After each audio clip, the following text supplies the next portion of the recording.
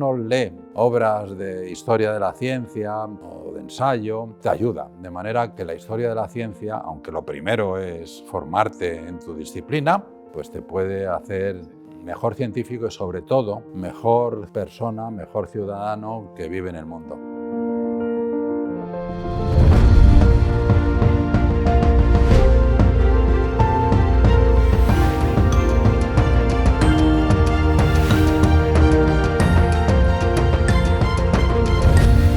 En este espíritu giróvago que nos mueve en el arte de crear cultura, vamos visitando y vamos conociendo, gracias a la generosidad de quienes nos recibís, espacios que son muy poderosos a la hora de la creación cultural. Hemos estado ya en muchos y hoy estamos en otro, gracias a la generosidad de José Manuel Sánchez Ron, que nos ha recibido en la biblioteca de la Real Academia Española. Tremendo. Bueno, es un sitio bonito, es un sitio bonito. Es un sitio precioso en el que hay 300.000 volúmenes aproximadamente de toda la literatura desde el 1713, compilado por la Academia, y del que tú has sido académico bibliotecario durante 8 años. Sí, dos mandatos, que es lo más que se puede ser. Y es una tarea grata. Además hay un equipo de bibliotecarios profesionales, con lo cual el académico bibliotecario pues tiene una responsabilidad, sí, pero en cuanto a funciones, la mayor parte de ellas se delegan, como es natural, en los profesionales. Claro, bueno, entonces como un cargo honorífico, se puede decir, pero también un cargo importante a la hora de tomar decisiones sobre esto. Las personas que nos están viendo o que nos están escuchando, ¿qué es la Biblioteca de la Real Academia? ¿Para qué sirve? ¿Quién la puede utilizar? Bueno, en primer lugar, es un lugar donde poco a poco se han ido recogiendo obras que han llegado a la Academia o que se han comprado a lo largo de sus más ya de 300 años de historia, que no está mal, y luego donaciones, pero también pues es un lugar que sirve a los académicos, por supuesto, pero pues que atesora una parte de la cultura escrita de nuestro país, de nuestra lengua, algo que no está mal. Que no está nada mal. Durante esos 8 años te has encontrado con cosas que te han llamado especialmente la atención, alguna joya para ti, Sí. No tanto, seguro que las hay para todos, ¿no? Pero Sí, para ti. pero aquí hay una obra que para mí es muy querida, es la Enciclopedia de Ciencias, Artes y Oficios, que en el siglo XVIII el filósofo Diderot y el físico y matemático D'Alembert dirigieron. Esa es, desde mi punto de vista, la cumbre de un siglo pues maravilloso, el de la Ilustración, del siglo XVIII. El primer tomo apareció en 1751, si no recuerdo mal, y luego, a veces con dificultades, porque, bueno, pues escribían ahí Voltaire y otros individuos de esa ralea. De esa ralea, sí, iba a decir calaña, pero bueno, para algunos, ¿no? Sí. Y bueno, pues tiene, me parece, 17 tomos, luego 4 suplementos, 2 índices y no sé si 10 de planchas esas maravillosas.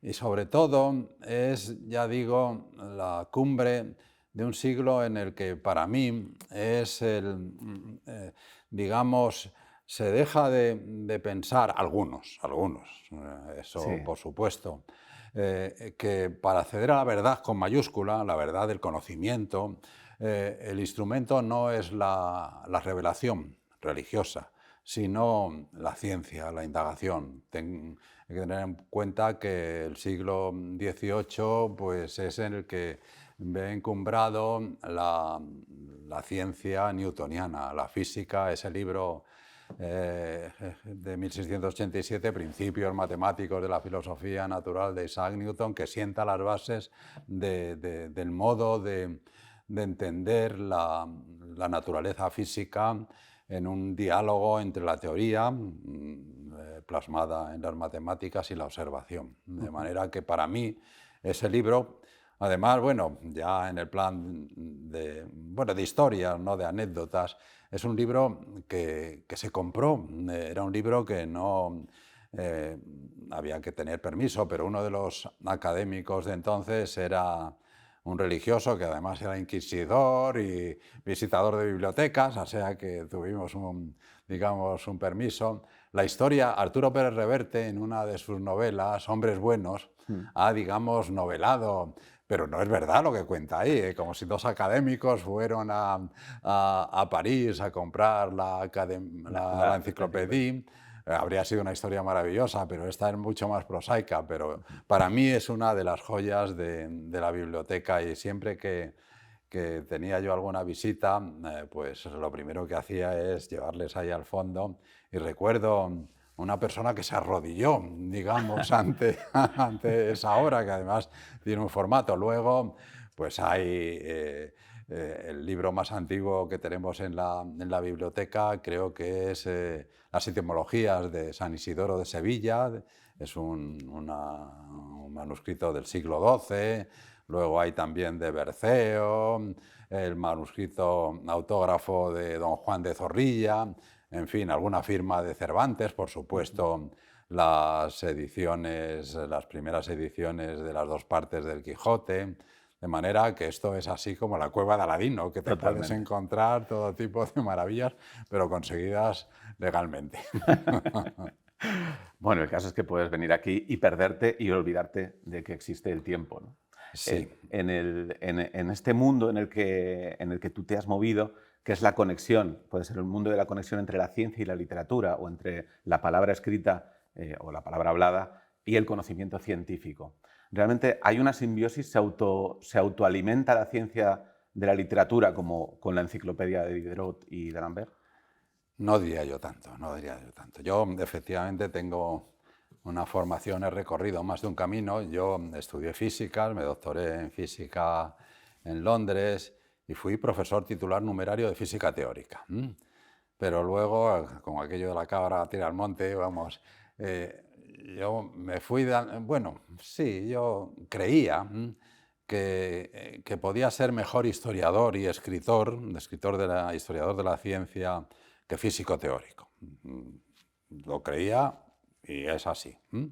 Eh, entonces, bueno, sí, yo creo que tengo un conocimiento de primera mano de lo que es la investigación científica, por lo menos en una de sus ramas, la física teórica, pero también sé un poco la física experimental.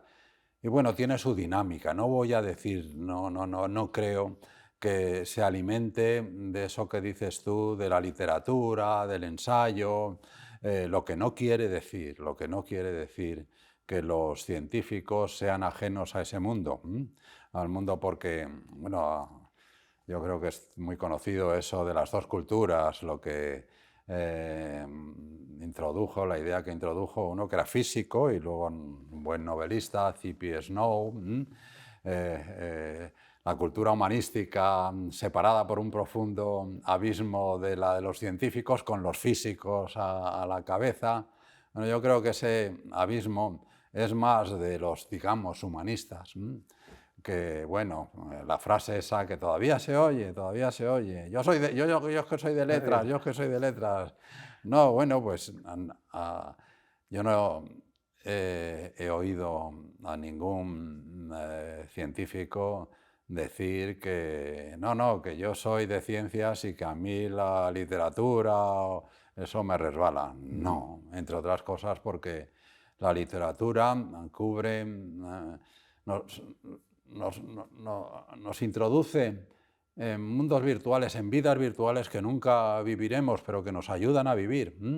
Y los científicos, como cualquier persona, pues tiene que vivir en el mundo, ¿no? Ujú. Hay una frase muy bonita, más que bonita, significativa, de Erwin Schrödinger, uno de los creadores de la física cuántica, de la mecánica cuántica, que decía que el científico va al teatro, vota, tiene todas esas dimensiones. Parece que algunos, yo me gustaría pensar que todavía que son cada vez menos, pero sé que existen, personas del mundo de las humanidades. No me gusta lo de humanidades, Sí, como si pero se la entiende bien ciencia... como lo dices, de Sí, la otra como si cultura, la ¿eh? ciencia no Ujú, fuera producto de los humanos, pero vamos, mm. lo dejamos así, que se sienten ajenos a la ciencia en un mundo como el actual, en el que, bueno, para bien y a veces para mal, o para mal, no sé, porque, eh, bueno, cualquiera sabe, pues estamos dominados por la ciencia y la tecnología y ahí tenemos que vivir y vivimos más, mejor, que gracias a muchos de los desarrollos científico-tecnológicos. Sin duda. Mira, para enclavar esto que estás diciendo, en las noticias, en los periódicos generalistas, la ciencia ocupa un 6% de las noticias diarias, ¿no? A diario, de media. Y en los libros que se publican, que en España son muchos, son miles y miles, el 10% de los libros son de temática científica, o bien literatura científica o directamente estudios científicos. Bueno, pues este porcentaje podría decirse que es que igual es que la sociedad no tiene más que ese interés, ese 6% en las cosas de... Y sin embargo, cuando vas a ver qué interés tiene la gente en las noticias científicas y en el mundo científico, te encuentras con que más de un 60% de personas está muy interesado en noticias y en el conocimiento científico, sobre todo medio ambiente, el espacio, la flora, la fauna, la biología, la medicina y la salud. Son estos temas que interesan muchísimo a la gente. Y sin embargo, tenemos un 6% de noticias al día en, en los periódicos generalistas o en los medios digitales.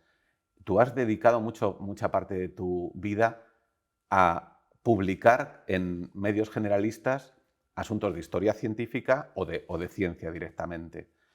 Seguro que tienes alguna clave para decir por qué crees que los medios no están tomando tanta importancia a este interés social que existe realmente y siguen teniendo esos porcentajes tan bajos de noticias de ciencia.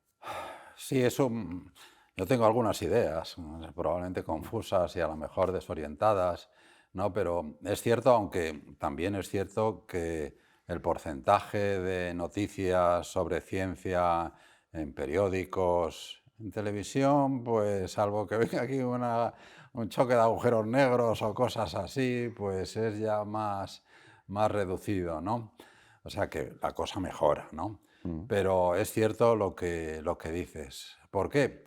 Bueno, yo pienso, entre otras cosas, porque, fíjate, tiene que ver con lo que decía hace un momento de los que están formados en humanidades y los responsables, creo, yo no puedo, es una Confirmado. impresión, los responsables del mundo de las noticias en televisiones, periódicos, son personas formadas en el derecho, en el periodismo, pero el periodismo no científico, la política también, etcétera, etcétera. Y bueno, pues muestran, incluso aunque reconozcan la importancia de desarrollos científicos, pues están más familiarizados, más cómodos con ese mundo.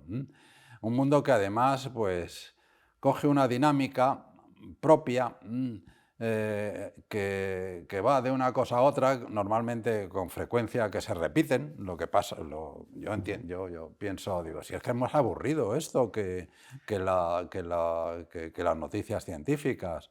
Luego también hay el elemento de que personas con conocimientos científicos, bien formados en la divulgación o el periodismo científico, o científicos que quieran dedicar una parte de su tiempo y con la facultad de presentar cosas con claridad, son menos. De manera que resulta. Y luego hay otro elemento que yo creo que está ahí. Suelo decir que las cartas de la baraja en cualquier cosa, en cualquier campo, se distribuyen en los colegios cuando los niños y niñas son pequeños. Y ahí es cuando hay que transmitirles un amor a la ciencia que vaya más allá de mis nietos. Saben mejor que yo casi lo de la desaparición de los dinosaurios, pero bueno, está bien eso, pero la ciencia es más que eso, es... Ujú. y, y bueno, luego hay la cultura, que es un instrumento para que la sociedad se interese por algo. Pues se celebra aquí el centenario del cine, de lo que sé, tal y cual, y mientras cosas relacionadas con la ciencia son más escasos. También dentro de tus obras hay una dedicada, se llama El Canon Oculto. El Canon Oculto es una obra en la que tú haces salir a la superficie esos libros que en tu opinión deberían estar en cualquier canon de literatura universal, no en uno específico de la ciencia, sino en cualquiera. Y sin embargo, durante años y siglos, los cánones de literatura no han observado demasiado la literatura científica. Y tú rescatas esto. Sí, a mí ese libro responde a algo que a mí me molestaba siempre, me molestaba, vamos, por decirlo suavemente. Es que hay muchos cánones, los tal, y salvo si acaso El origen de las especies de Darwin, que efectivamente debe estar, es un libro, se puede hablar de él horas, ¿no? Pues los demás eran libros de ensayo, literatura, alguno de historia, de filosofía.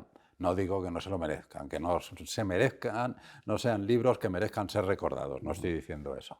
Pero vamos, ¿por qué dicen que Isaac Newton, que fue uno de los que primero y con más conocimientos explicó el funcionamiento de las mareas, aunque tuvo problemas, nunca vio el mar? No sé si... Bueno, nosotros ahora, lo que quiero decir, entre hace 200, 300, 100 años, ¿qué diferencia de cómo vivimos a cómo vivían entonces? ¿Por la mejora de los códigos legales? Que han mejorado, sin duda alguna, es más justo, más etcétera, etcétera. Por la ciencia y la tecnología, eso no tiene vuelta de hoja. Y no solo la ciencia y la tecnología, por supuesto, se codifica, se presenta en general en libros de gran calado técnico, ¿no? A los que no puede acceder cualquiera. Pero aparte de esos, ¿cómo olvidar, yo qué sé, el que te he dicho hace un momento, los principios matemáticos de la filosofía natural? No lo puede leer prácticamente nadie, pero eso tienes que saber. ¿Cuántas personas leen el Quijote? Pero sabemos de qué va. Y eso ya te enriquece. Saber de qué va los principios de Newton también te enriquece.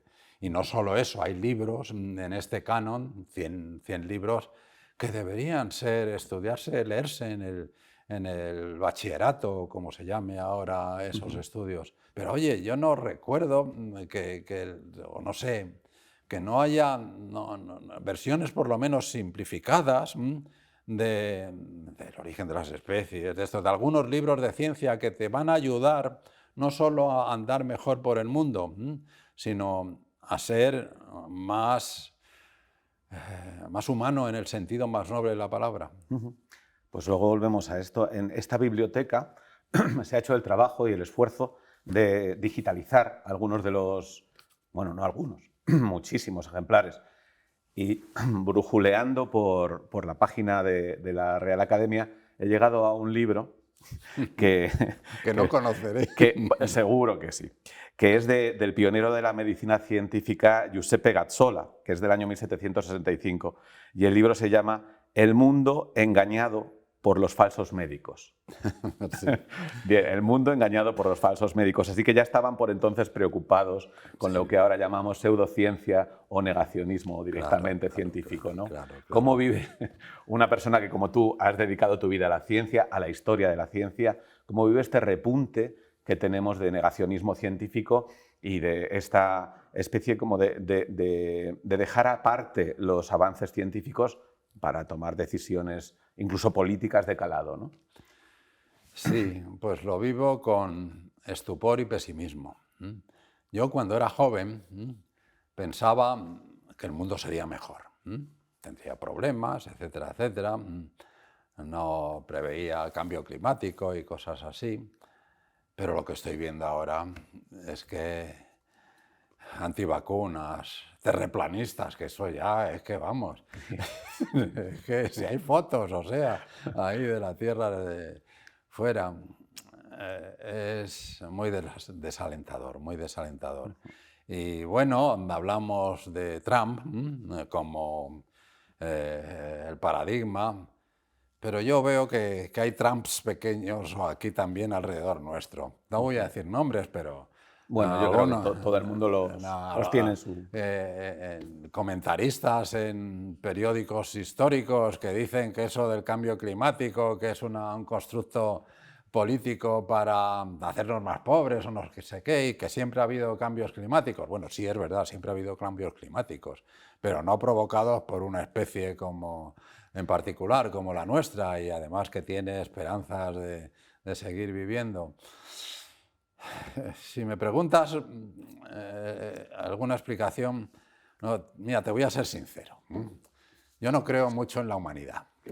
Yo sé que hay gente inteligente, buena, mala, tal, todo eso, pero hay mucha ignorancia, mucho seguidismo a lo que dice uno. Somos una especie dotada de instrumentos maravillosos. Yo acabo de terminar una historia en 3 volúmenes de la física cuántica, y aquello, el que hubo, es una obra coral de muchos físicos, sobre todo algún matemático y algún químico.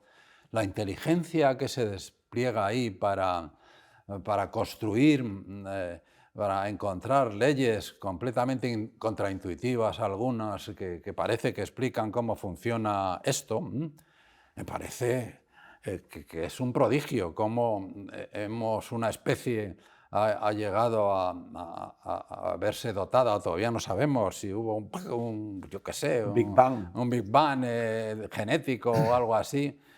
Preguntando a jóvenes que están estudiando materias científicas, me he encontrado con la sorpresa de que algunos no han leído nada, absolutamente nada, de ninguna cosa referente a la historia de la ciencia, porque su intención es estar en el último descubrimiento, ¿no? En el umbral, en el momento actual.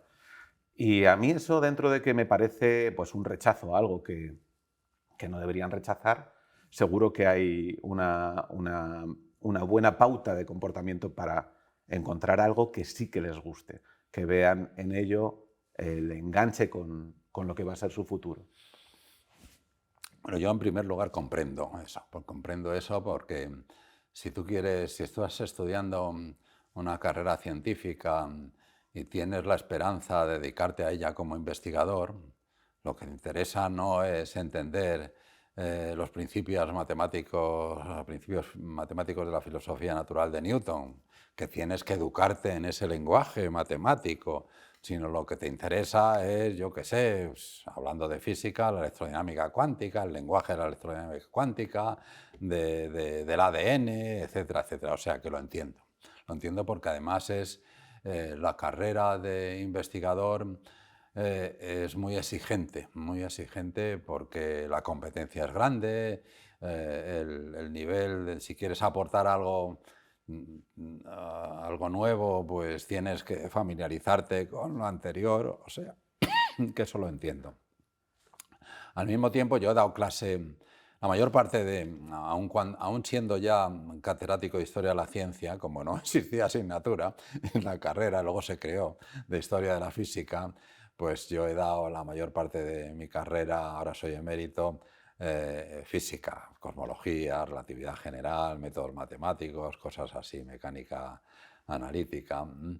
Eh, pero cuando yo enseñaba la historia de la física, sobre todo, pues lograba en algunos momentos pues que los estudiantes, mira, parece, oye, esto me ayuda a entender de qué va la cosa, ¿no?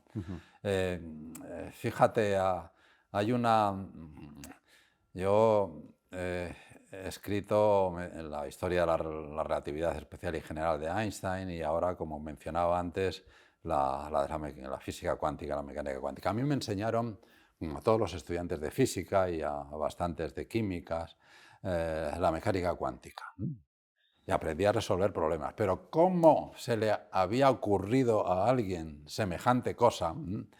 Pues yo puedo entender cómo pues, de la manera que Newton llegó, había algo, pero la mecánica cuántica no es de ese calado, eso es otra cosa. Pues yo la he entendido, y así me lo han dicho muchas personas, estudiando su historia, cómo pudo llegar a ser eso. Y bueno, pues eso ayuda a lo mismo que pues, ayuda a entender pues, cómo se descubrió, el que para descubrir la estructura del ADN, la molécula de la herencia, pues que no es solo una tarea de biólogos, sino que también participaron químicos, físicos especializados en difracción de rayos X, te amplía el horizonte. Al mismo tiempo, en la actualidad, la ciencia es interdisciplinar. Pues eso que vivimos en ese mundo y que, por desgracia, en las universidades todavía no existe en general mucha de esa formación interdisciplinar. Si uno lee obras de historia de la ciencia o de ensayo, pues te ayuda. De manera que la historia de la ciencia, aunque lo primero es formarte en tu disciplina, pues te puede hacer Sí. mejor científico y, sobre todo, mejor persona, mejor ciudadano que vive en el mundo. Es recuperar un poco el espíritu de la Ilustración, Sí. del que hablábamos al principio. Diderot y D'Alembert, un filósofo y un físico matemático. Totalmente. Hay una parte también en tu obra en la que tú rescatas esa capacidad del lenguaje que tienen algunos de los grandes y algunas de las grandes científicas de la historia. Por ejemplo, en ese libro, querido Isaac, querido Albert, en el que rescatas sobre todo género epistolar. Es decir, que tiene un matiz, claro, porque no está escrito para ser publicado, para ser leído, sino para ser leído por otra sola persona, ¿no? Que va a recibir la carta y la va a leer. Pero encuentras que grandes hallazgos en la capacidad literaria de esas mentes científicas.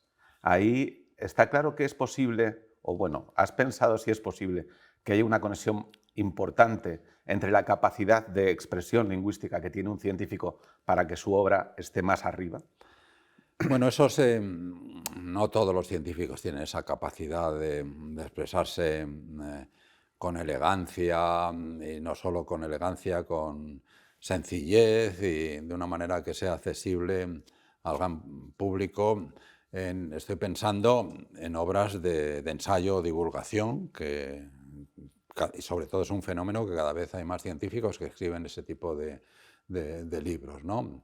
Pero hay ejemplos: Rachel Carson, Stephen Jay Gould, Richard Dawkins, Oliver Sacks, y seguro que me olvido algunos. Esa capacidad, digamos, de expresión más cercana, creo yo que se encuentra más fácilmente en las cartas. En las cartas, que surge de manera más natural y aunque no sea a veces muy elegante literariamente, pero tiene la virtud de aquel que la lee, aquellos que las leen, pues les llega más directamente, ¿no? Y yo, aunque, bueno, pues no sé si traicionando, pero metiéndome en ese mundo, en ese libro que dices, encuentro hay algunas cartas de ese tipo. Mira, por ejemplo, Marie Curie, un icono por muchas cosas, no solo por su ciencia, el descubrimiento, bueno, no el descubrimiento, sino el desarrollo de la radiactividad, y además el ejemplo de una mujer puede también hacer estas cosas. Estamos hablando de principios del siglo XX, ¿no? Antes de poder estudiar en la Sorbona, tuvo que ganarse la vida, entre otras cosas, para ayudar a que una de sus hermanas estudiara medicina en Francia también, y se ganaba la vida como institutriz. Y hay unas cartas en torno a 1888, por ahí, en que transmite a su familia, a su hermana sobre todo, la desesperación, y eso te conmueve, ¿no? Me parece que los científicos viven en las Torres de Marfiles, que están ensimismados, que yo qué sé, que son de otra no voy a decir raza porque no hay razas entre los humanos, de otra etnia o de algo así. Me encanta cómo sois los científicos. Las razas hay en perros y tal, pero los humanos somos, entre tú y Una yo que especie. sé, una persona de color, hay probablemente más similitudes en su genoma que entre tú y yo, o sea que Sin duda. no fastidiemos, ¿no? Pues eso, que somos hijos de los mismos orígenes, ¿no? Ujú. Qué gusto oírte con esta pasión como cuentas las cosas. Vamos terminando, porque, bueno, durante como antes has dicho, no lo has dicho así, pero como que tienes una carrera caleidoscópica, se podría decir. Has hecho un poco muchas cosas. Una de ellas es dirigir algunas de las colecciones científicas que se han publicado en España que han tenido mucho impacto y han sido muy seguidas. Por ejemplo, Clásicos del Pensamiento, que publicaste con el CSIC, Clásicos de la Ciencia, con Círculo de Lectores, y Colecciones Científicas con Debate, con la editorial Debate. Y con crítica. Y con crítica ahora. Bueno, pues con estas obras, que no son propiamente obras tuyas, sino que lo que tú haces es dirigir esa colección, te habrás encontrado con cosas realmente interesantes. ¿Cuál es el proyecto de este tipo, proyecto editorial, que te parezca que más haya llegado? Hombre, yo creo que más ha llegado porque tiene, bueno, pues muchos ya, seguramente no sé cuántos cientos de títulos, la colección Dracontos de crítica que sigo dirigiendo y que yo creo que es pues, de las mejores, vamos a decir de las mejores que se publican en España, y no solo que han llegado también al mundo hispanohablante, ¿no? Recuerdo una vez en la Feria del Libro de Guadalajara, en México, que me hicieron un pequeño homenaje, sobre todo por esas colecciones, ¿no? En ese sentido, el número y en la continuidad, etcétera, etcétera, pues yo creo que influye, ¿no? Pero más cercanas a mi corazón están algunas de esas otras colecciones que tú has mencionado. Bueno, disfruté mucho con la oportunidad que me dio Círculo de Lectores en esa serie de historias universales de la filosofía, de la literatura. A mí me encargaron la de ciencia, 24 títulos, que yo ahí con introducciones, algunas mías, otras recuerdo de Francisco Ayala, el biólogo, de Carlos Castilla del Pino, por ejemplo. Pero hubo otra que ya ha desaparecido, que no se ha mantenido, Clásicos de la Ciencia y la Tecnología, que Crítica editó, salieron 15 o no me acuerdo, 16 obras que yo seleccionaba, porque no era una... Pero mi esperanza que alguien donara esos a las bibliotecas de colegios, de institutos. Y a mí me hubiera gustado eso. Sí, ya solo con que estén Sí, en un estante, exacto, ya es una cosa es muy una importante. cosa. Que ya veas el Entonces, lomo. eso no pudo ser un fracaso Bueno, más.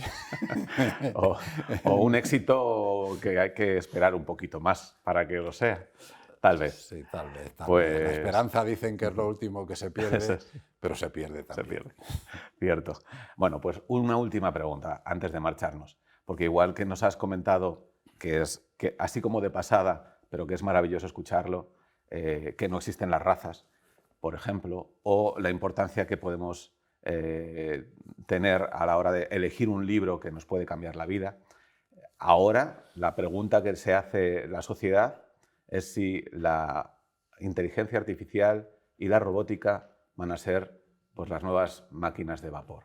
Si nos van a cambiar también como especie, si nos van a dar un salto. ¿Tú qué opinión tienes sobre esto? Y ya para terminar. Sí, hombre, tanto como especie no lo sé, pero que nos van a cambiar sin duda alguna. Hay uno de mis mantras y eso cualquiera, que la tecnología siempre gana. ¿Quién se acuerda de los luditas que se opusieron a la máquina de vapor porque les quitaba en los textiles empleos, etcétera, etcétera? Pues nadie. Mira, hasta el punto de que en esta casa pues funcionamos también en comisiones. Hay una en la que yo formo parte del vocabulario científico y técnico. Y un día, nos reunimos todos los jueves antes de los plenos, un día se me ocurrió, oye, tenemos ludita. Ludita, estamos hablando del siglo XIX o algo así. Pues no estaba. No estaba. Está perdido. Está perdido. Entonces, en lo que la alianza entre robótica e inteligencia artificial no solo será, sino es ya imparable. ¿En qué medida nos va a afectar? Esta es la novedad, la rapidez que cambia, que no podemos saber muy bien en qué medidas nos afectará, que intervendrá en nuestros modos de vida, en nuestra relación con el trabajo, es obvio. Uno de mis artículos más queridos es una carta al robot que cuidará a mi nieta cuando tenga 90 años. Ahora tengo ya más nietos, ¿no? Y le decía, pues eso, que le acompañase, que le diese aprecio, cariño. Esas posibilidades pueden ser también, de manera que no sabemos muy bien, pero sí sabemos que estamos, desde mi punto de vista, en el umbral de un cambio de civilización, que son palabras mayores, son palabras mayores. En cualquier caso, eso me preocupa menos, que el cambio climático y la disminución de la biodiversidad. Algo que a muchos y a muchas empresas pues no parece que les preocupe más. Tanto. A lo mejor una cosa puede ayudar a la otra. También, eso depende un poco de nosotros. Y luego hay una cosa que, ya puesto, si me permites, mi admirado Stephen Hawking, yo soy muy mayor, cuando vivía en Oxford, yo escuché a Hawking cuando hablaba todavía y eso. Pues decía que el futuro de nuestra especie está en algún planeta de alguna estrella, o en Marte. Musk dice que quiere colonias y me parece horrible, porque si algo, yo decía antes que ha cambiado en nuestras vidas la ciencia y la tecnología, pero también los derechos de las personas, ¿no? Y no los privilegios, etcétera, etcétera. Y bueno, la idea de el planeta de alguna estrella, los esfuerzos que llevarían el establecer colonias humanas en Marte. Habrá colonias, sí, alguna, y bueno, de robots, pues fácilmente, ¿no? Es infinitamente mayor que el tratar de resolver los problemas que tenemos medioambientales en nuestro planeta, que es nuestro hogar, de manera que, bueno, yo no sé. Bueno, no sé. Creo que queda clara tu reflexión y nos lo tenemos que apuntar, no solamente nosotros dos, en general. Pues muchísimas gracias y aquí lo dejamos. Gracias a vosotros, ha sido muy agradable. Un auténtico placer.